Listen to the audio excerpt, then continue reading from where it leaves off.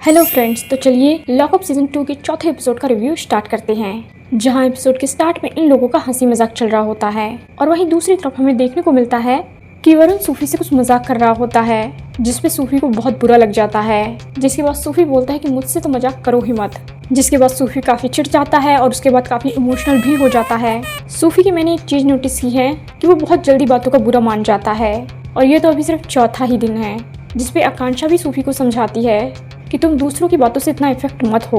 उसके बाद वरुण जाता है सूफी के पास और माफी भी मांगता है, लेकिन सूफी बात करने से ही मना कर देता है वरुण से।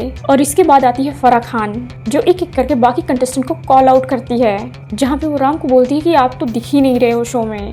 जिसपे राम फराह को ही पलट के जवाब दे देता है कि नहीं दिख रहा हूँ तो शो से निकाल दो ना।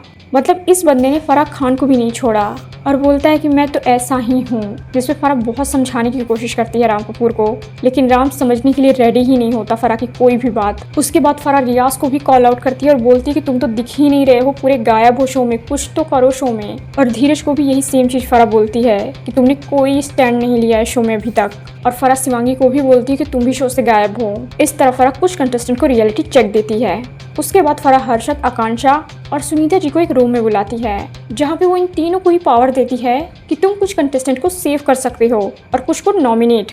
जहाँ पर ये तीनों 5 लोगों को नॉमिनेट कर देते हैं, जिसमें रियाज, माधुरी जी, श्रेया, सूफी और श्रेष्ठा होते हैं। बाकी लोग सेव हो जाते हैं। यहाँ पर मैंने एक हर्षद का डबल स्टैंडर्ड नोटिस किया, जिसको फराह भी कॉल आउट करती है। जब फराह योगेश के बारे में हर्षद से पूछती है तो हर्षद बोलता है कि योगेश अच्छा लड़का है, उसने जो भी किया गलती हुई है लेकिन अच्छा लड़का है।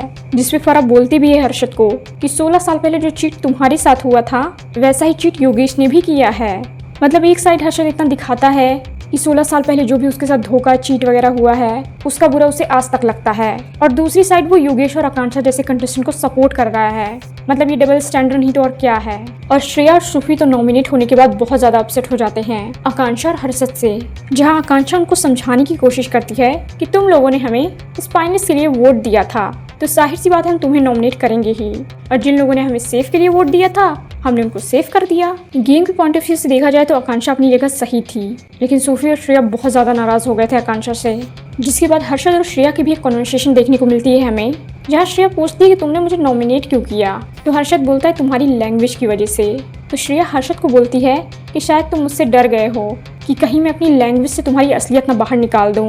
और ये सुनते ही हर्षद कहता है कि इसीलिए मैंने तुम्हें नॉमिनेट किया है। जिस पे श्रेया बोलती है कि नेक्स्ट टाइम भी तुम मुझे नॉमिनेट करना और हर बार नॉमिनेट करना। यहाँ पर एक और चीज़ मैंने नोटिस की कि जब फराह श्रेया से पूछती है कि क्या लगता है तुम्हें कि हर्षद और आकांक्षा तुम्हें बचाएंगे या नहीं, कि इन लोगों को साधु संत बनना है, महान बनना है, इसीलिए ये लोग यहाँ आए हैं, तो हो सकता है ये लोग मुझे सेव कर दे महान बनने के लिए। जिसके बाद फराह श्रेया को बताती है कि इन लोगों ने तुम्हें नॉमिनेट कर दिया है, जिस पे श्रेया भड़क जाती है और हर्षद से पूछती है क्यों किया मुझे नॉमिनेट। तो हर्षद ने रीज़न दिया कि इसी वजह से मैंने तुम्हें नॉमिनेट किया क्योंकि तुम्हें ऐसा लगता है कि मैं बाहर की ऑडियंस के बारे में बहुत सोचता हूँ, लेकिन मैं तुम्हें बता दूं मुझे बाहर की ऑडियंस से कोई फर्क नहीं पड़ता, और इसलिए भी मैंने तुम्हें नॉमिनेट किया क्योंकि तुम मैनिपुलेट करती हो। यहाँ कुछ जगहों पे हर्षद मुझे सही लगा, बट कुछ जगहों पे वो गलत था। श्रेया हर्षद को मैनिपुलेट करती है, मतलब ये कब हुआ? आई जेन्युइनली फील कि हर्षद समझ गया है कि श्रेया बहुत ज़्यादा स्मार्ट है और वो इकलौती है इस घर में जो बिना डरे सबको एक बराबर कॉल आउट करती है। मे बी इसीलिए हर्षद ने श्रेया को नॉमिनेट किया है। आप श्रेया को हेट कर सकते हो, लव कर सकते हो, but you can't ignore her, क्योंकि जब से शो स्टार्ट हुआ है तब से सबसे ज़्यादा स्क्रीन टाइम श्रेया को ही मिल रहा है।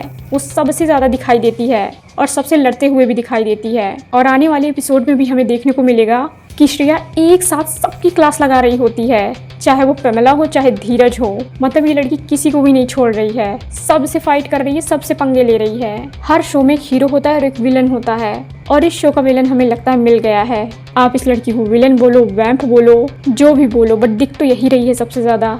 और बाकी सबको देख के तो ऐसा लग रहा है जैसे पिकनिक स्पॉट पे आए हैं, और अगर इस गेम को कोई खेल रहा है तो वो श्रेया कालरा ही है। जैसे मैंने पहले भी बोला है, you love her, you hate her, but you can't ignore her. तो चौथे एपिसोड का रिव्यू यहीं खत्म होता है।